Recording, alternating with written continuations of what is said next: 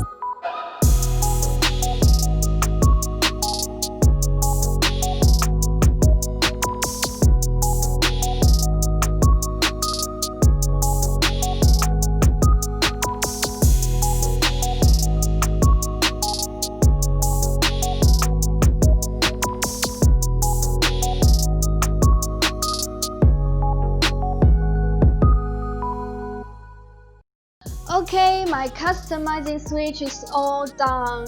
Let me show you the final effect. When using the console in handheld mode, the back is a full image. There are two monsters on it, and I add some eye flowers and fire elements. Attaching the Joy-Con controllers to the Joy-Con grip, it combines a new picture here. I doodle skulls on Switch dock and grip so that they look very matched. Personally, I prefer the skull element. It looks so cool. You can leave a comment and tell me which element you prefer.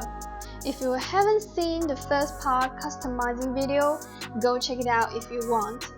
Thank you so much for watching. If you like my video, don't forget to like and subscribe. I will see you next time.